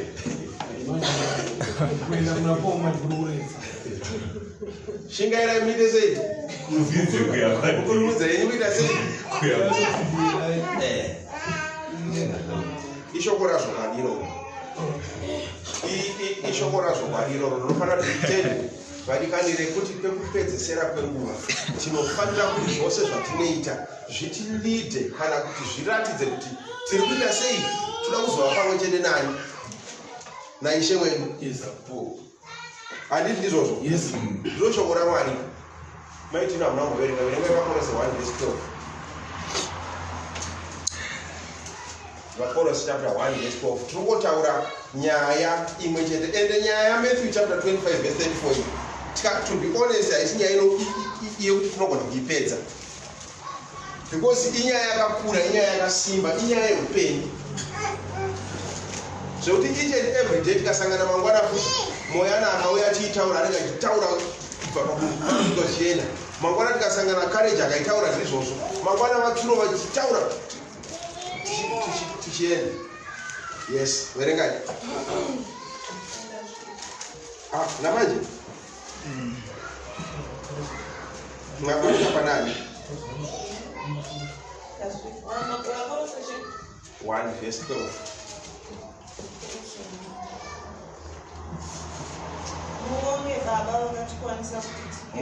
Mozoverenga chapter 3 yacho na verse 4. Verengai. Tutaura pamusoro penhaka yatakachengeterwa. Iyo inhaka iyo ivadikani, kana tanzwa nezvayo ndo inofanira kuzotipa kusimba kuti each and every day pakurarama kwedu tirarame tichiziva kuti tine chinhu chatakatarisana nacho chiri pamberi pedu. Haleluya. tichizati pamberi pedu pane kutongwa and after kutongwa futi pane chinhu chatakatarisana chiri pamberi pedu, chinhu cheupenyu. Because any slight mistake tinomisa this life iri kutaura nezvayo iyi. Yes. Muonge baba vakakwanisa kuti tipiwe nhaka yavatsvene muchiedza. Muonge baba vakatikwanisa kuti tiite sei? Tipiwe chii? Nhaka yani? Muna Kristu. Because John chapter 8 ndizvo kunana 12 kanga anotonzi ndiye chiedza kaJesu, chiedza chenyika. Ndizvo. Saka nhaka iyi iri muchiedza kurati iri muna Kristu. Nhaka yachona iri yani? Yevatsvene. Saka vatsvene ndivo vanhu vanochengeta kutenda. Saka kuchengeta kutenda kutiza marudzi ose ezvakaipa izvi. Zvinonga wazviziva kuti zvakaipa izvi. Kuchengeta kutenda kurwa nenyama, kurwisana nenyama, nekuti nyama ine zvainoda. Nyama ine zvainenge ichifunga kuti ndo hwihiro, but kuri kuparadzwa. Haleluya. Yes. Nyama inoita kuti munhu aite ushamwari naSatani hwakasimba, kuti strong, kuti panenge paine bond so kuti Satani anozvinzwisisa agerewo pachigaro chake. Nekuti ushe huviri apa tinongotaura hwaKristu ndizvo zvakachengeterwa, but let's not forget kuti kune imwe kingdom ya Satani. Nekuti kingdom ya Satani yachona ine vanhu vainogona kubhonda navo kudai izvozvo. Unonyatsoona kuti apa pane the true and permanent relationship naSatani. Yes. Unozviona sei? Unozviona mukuita kwemunhu. Haleluya. Yes. Haleluya. Saka Mwari ngatibatsire kuti batsira chaiko chakuve tinyengetere nesimba, nekuti tinofanira kuti vadikani tikate this thing here relationship naSatani. Inongotipa simba neconfidence zvazvo zvinokupera, asi pekupedzisira kwenguva ichitisa mukuita sei? Mukuparadza. Saka kana vanhu vava muna Kristu vanofanira kuratidza kuti vava zvisikwa zvitsva. Handiti?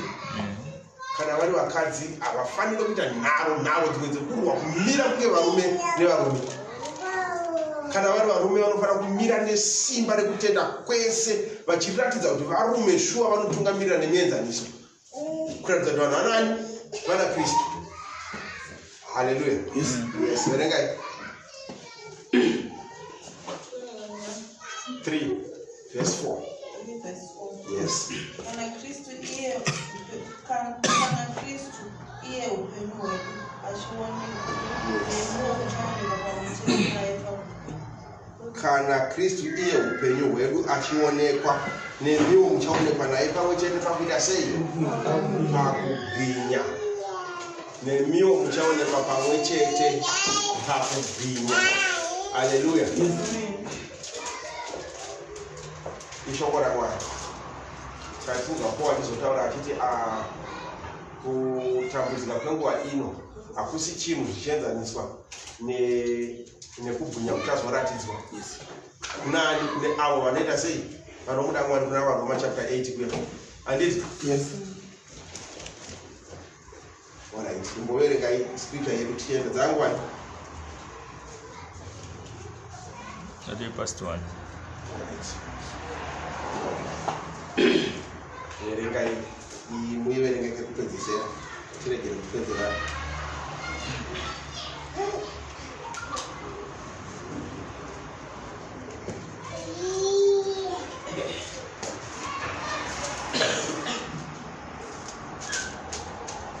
Alright. Todzokeredza futi pabhekanoenda pa35. Verengai iyo verse 34. Zvino Ishe uchati kuna vari kurudyi. Yes. Uyai imi makaropafadzwa naBaba, mugare nhaka yeushe wakagadzirirwa imi kubva pakuwambwa kwenyika. Zvino Ishe achati kune vari kurudyi, uyai imi makaropafadzwa naBaba. Iyo chivhara. Uyai imi makaropafadzwa nani? naBaba. Muite sei? Mugare nhaka yeushe. Maishe zviri simple. Very, very simple. Batsuro, verengai yekupedzesera tichida kungosimbisana panyaya iyo iyi iri kunzi pane nhaka yeushe iri kunzi uyai pairi, iri kudedzerwa vanhu naIshe Jesu Kristu kuti chiuyai kwairi imimi muchiigara nhaka iyi. yeushe hwaMwari kune vose vakapinda mairi vaakambotanga adaidzira kwekutanga vaiti uyai kwandiri mose makaremerwa uyai kwandiri mose makaremerwa ndikuzorodzei saka zvaaitaura kuti akuda kuvazorodza manje asvika pakuchinyatozadziswa kuzorora kwacho nokwaita sei kwaireva kuti ada kuisa vanhu pakuzorora handiti saka uyai kwandiri mose makaropafadzwa verengai zvakazarurwa 14:13 uyai kwandiri imi mose makaita sei makaropafadzwa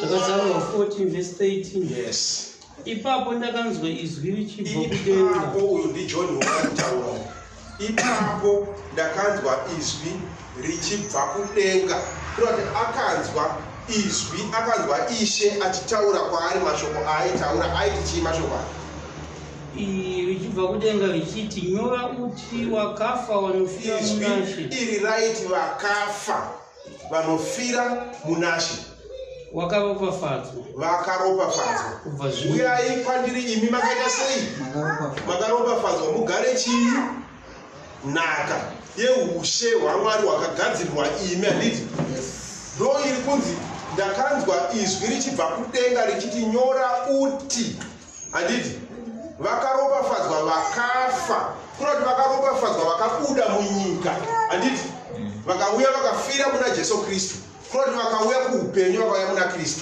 vakaropafadzwa vakafa kunoti vakaropafadzwa vakabva kuupenyu hwepanyika nekuti vanhu vose vari munyika vakaita sei vakafa ndosaka pepeta vambodzisa nyaya yekuti Jesu anonomboti regai vakafa vavige vakaita sei vakafa vavo nekuti vanhu vanga vari vapenyu vachitofemawo zvatiri kuita but vasati vaparidzirwa ivhangeri yekuti vatendeuke vaiye kupi kuupenyu husingaperi vaivakomweya mutsvene haleluya saka vanenge vatenda muna Jesu Kristu manje vanenge vabuda murufu izvozvo zvekuparidzirwa vhangeri yaJesu munhu oitenda kuti iyi vhangeri ndiyo iyi munhu iyeye igwairadzwa izwi remufudzi handiti obva auya muna Kristu munhu iyeye kana auya muna Kristu zvaakura kuti munhu chamubvisa kurufu kwaanga ari uko chaita kuti anzwe shoko akaritenda ane ropafadzo yakaitwa iri maari haleluya saka ari kuti vakaropafadzwa vakafa handiti vanofira munani munashe nekuda kwekuti chii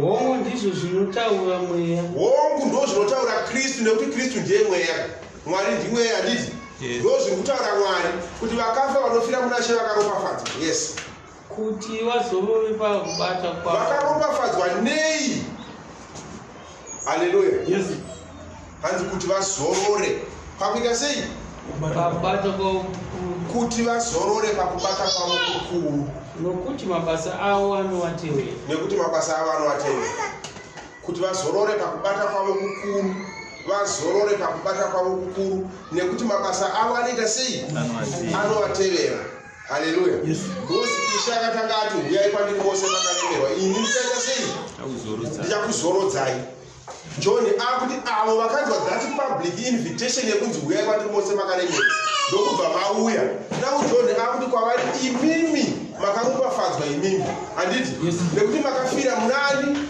munashe saka mabasa enyu anokuteverai kuti muzorore pakubata kwenyu kukuru mabasa avo anovatevera kupi kuti vazorore pakubata kwavo kukuru ari kuvatevera on this day riri kunzi kutonga kukuru haleluya mabasa avo ari kuvatevera ipapo nekuti Jesu paari kusvika pari kunzi achaunganidza makwai nembudzi handiti ndo zvataurwa kubva pavhesi 31 yachona pari kunounganidza makwai nembudzi apapa chiri kunzi gwai nembudzi mabasa emunhu ari kunotariswa kuti aya mabasa ndeegwai here akaitwa nemunhu obva muti kurudyi kana kuti kuruboshwe ari kutarisa zvakaitwa nemweya iwoyo handiti saka zvakaitwa nemunhu ndo zvinotitemaina kuti igwai here kana kuti imbudzi saka ava vari kunzi vakaropafadzwa ndo makwai akunzi chii vakafa vanofira munashe nekuti mabasa avo anovatevera kuti vazorore pakubata kwavo kukuru vanozorora pakubata kwavo kukuru kupi kwazvino kwekuti kana vanhu vanzwa kuti nyama shuwa inogona kuzviita zveupombwe pandinorwisana nenyama kuti handisina kuita zviri kudiwa nenyama nekuti Mwari haazvide handiti uri kurwa uri kubata uchibatira Mwari nyama inoda nyama inogona kuchiva whatever that you want to do nenyama ino unogona kuswera wazviita haleluya ndikabuda munomu ndichindiraenda kubhawa kuno ndoswera ndiri pa12 ndatonwa ndikandira nokecha hure ndonoswera ndarikecha ndikati every day ndoda kudara nevakadzi ndichivachinjanisa zvinoitika izvozvo but chinoita kuti tisadaro manje ishoko raMwari kuti Kristu amatira nditi saka kureva kuti kana Kristu amatiri taakurwa nezvino zvenyama saka kana takuda nyama kusvika pakupedzisira saizvozvo ndokuri kunzi kubata kukuru kwatakaita kuti tizorore pakubata kukuru kwatanga tichiita kureva kuti tanga tiri pabasa guru rekutenda rekuchengeta kutenda saka taakupiwa kuzorora manje. Haleluya. Yes. Haleluya. Yeah. Saka kuzorora kwachona ndokurumba kwanzi chii nhaka iyi yakagadzirwa inini concept kuti vhesi mukomatafadzwa indakambodzidza neni takaiziva ufoma watenda age chinoyangwa mudzinamo kumusha but wanoivhura pane physical death yemunhu afa body chida kuita kudzikiswa but wasingataure kufa kwomunhu mukati kufa kwomunhu mupenyu akuwana. Exactly, yes. Kanganisa chitaura serious nokuti ndaneno ichokwadi ndakazvoda kakawanda inoverengwa pamarufu vanhu vachitaura kuti kana baba Sheni vakatototi baba Sheni vakaropafadzwa vakafa apa achienda kugomentaura ndizvinongedzera pakutoti kufa kwokuti vapinda mukofini but asiri zvairi kutaura iri kutaura vanhu vakafa mumunhu wachii vanhu vakamutswa muna Kristu vakauraya munhu wekunze uyu ndobva munhu mukati aactivate wakatanga kurarama achiraramira mumwoyo saka mabasa acho anga kumanifesta achionekwa kuti aikunda zvakaipa nekuda kweshoko raMwari aikunda zvakaipa nekuda kwekutenda ndiko kubata kukuru kwanga achita ari panyika ikoko ndo basa rakakura ranga achita ari panyika riri kunzi nekuti muzorore pakubata kwenyu kukuru hazvisi easy ibasa guru risingaite kana vanhu vakabuda pazvivi. Haleluya. Because vari kunonzi kubata kukuru iko kana vanhu vakabuda pazvivi saka vari kunzi vanhu ivavo ndo vari kuzonzi ivavo makaropafadzwa sekutaura uri kuita Jesu kuti makaita sei makaropafadzwa imi handiti saka handizive kana paine ane anything to add. Ndine imwe yandakuwedzera pana. Yes. Kuna 2 Korinto chapter 5 verse 10. 2 Korinto chapter 5 verse 10 nokuti isu tose tinofanira kuratidzwa pamberi pechigaro chokutonga chaKristu kuti mumwe nemumwe apiwe zvaakaita nomuviri sezvaakaita kana zvakanaka kana zvakaipa. Scripture ndeyo yekuti futi inogona kutitorera nguva kuti tikada kuidzidza iyoyo because pane zvinhu zvakawanda zvokutaura hanzi nekuti isu tose tinofanira sei kuratidzwa pamberi pechigaro chekutonga chani chigaro chekutonga nechaKristu. notokawerenga yatawerenga pekutanga pacho pambodzi kana mwanakomana munhu achiuya neushe nowatumwa wese wanawo watukazoenda pavhesi ya35 yatabata iri kutaura kuti Ishe uchagara pachigaro chake kuroti pambodzi mwanakomana wemunhu bebheka ari pachi mwarunzi mwanakomana wemunhu uyo ndiye Ishe wake achagara pachigaro chake cheushe kuroti akunzi mwanakomana ndiye Ishe uchagara ndizvo zvochaizvo saka mumwe nemumwe achapiwa zvaakaita nemuviri kureva kuti zvauri kutoita courage nhasi kuti nokuti isu tose tinofanira kuratidzwa pamberi pechigaro chokutonga chaKristu kuti mumwe nemumwe apiwe zvaakaita ipapapa kuti mumwe nemumwe apiwe zvaakaita nomuviri zvaakaita nemuviri kurati muviri watiri kuti courage toti maitino muviri iyo yatinoti tikatoona tikasangana kuti vanhu maisheni maitino ndikarejo ndinyasha uyo iyo miviri iyo zvairi kuita zvazvinezvi ibasa rairi kutoenda rikutozoenda pakunotongwa basa iroro richinowewa richinonzverwa richinotariswa kuti basa rakaitwa nemunhu wamaiti mukatarisa imimi moti chiungwa icho ndikarejo basa riri kuitwa nechiungwa chinonzi kareji iroro riri nemuviri iyo iyi zvese izvozvo zvicharoratidzwa pamberi pani pachigaro cheushe naiye Jesu Kristu. Ndosaka muchiona kuna Proverbs 0:15 painoti meso aMwari ari pese pese anenge akanyarara kuti achiona hanzi meso ake ari pese pese achicherechedza vakanaka nevakaipa. Saka pekupedzesera zvese zvaanga achiona nemeso ake ari pese pese paya zvakuzoratidzwa pachena manje mumwe nemumwe achipiwa mugove wezvaakaita nemuviri uyu kana zvakanaka zvakurova kuti ndiwe gwai ukunzwa kudyi uko kana zvakaipa zvinorova ndiwe mbudzi rikuendera kupi kuruboshwa kozi tikazoiverenga kumberi inotaura kuti vekuruboshwa ava futi vakagadzirwa moto handii ndizvo tinozoiverenga kana tanga tinozoverenga futi because it's important kuti kana tadzidza so tasvika kumba chero zvikatorera wiki tichiidzokorodza each and every day kuiverenga as long tichitsvaga kunzwisisa chakavanzika chezviri kuburitswa ipapo because apedza kutaura zveve kurudyi akataura zveve kuruboshwe akatoendei kumoto wakagadzirirwa imi yes saka muri kuonera kuti pane challenge ikupa kuti ava vari kunzi vari kurudyi vari kunzi makagadzirirwa nhaka but ava vari kuruboshwa vari kunzi endai kumoto wakagadzirwa satani watuma wake kuti kune moto unenge wakatogadzirirwa ava kuziti ava vakagadzirirwa nhaka zvino zvakuenda nokuti chii chawakaita iwe nemuviri wako iwe saka panozonzi mumwe nemumwe apiwe zvaakaita nemuviri zvanzi zvakana zvakanaka kana zvakaipa yes kuti munhu wese anenge ari chi ane benefit anotobenefit ane zvaunobva anenge aifeita saka mwari akanyarara hake kunge asipo ari zipa tachiona ende pekupedzisira zvese zvaari kuona ndo zvaarozoti iwe wakaita izvi zvipeuro zvako ndeizvizvi saka mugove webasa rako ndeuyu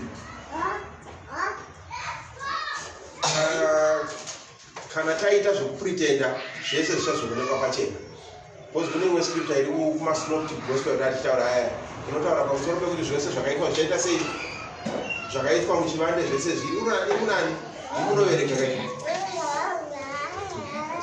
iriko here kana taiko pamwe ndodhoromoka iriko inoti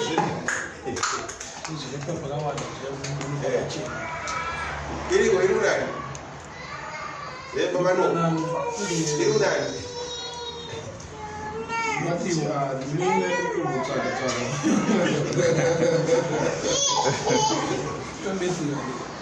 batanazo iri kunani batsuro pane sikuaaishe ko chiwo chiri vanhu avasi vanhu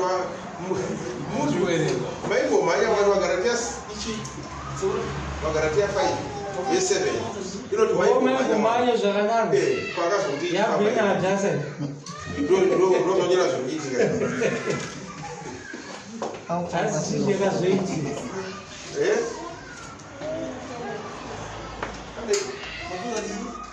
scripture ishe jesu vachitaura kuti zvose zvakaitwa nemunhu pakalanga zvichazobudiswa pachena chero zvakaitwa mudzimba dzemukati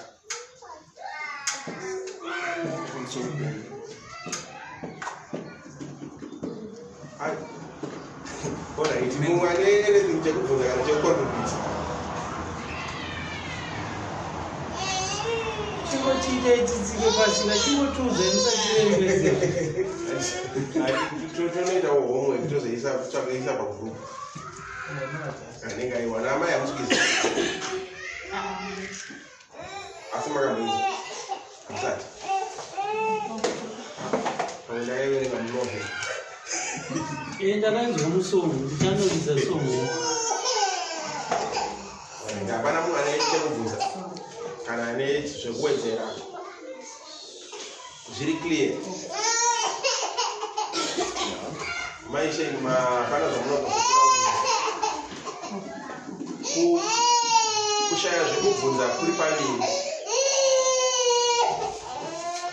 kushaya zvekubvunza kuri pamberi either kuti zvakazingatsanangurika zvinonzwisisika kana kuti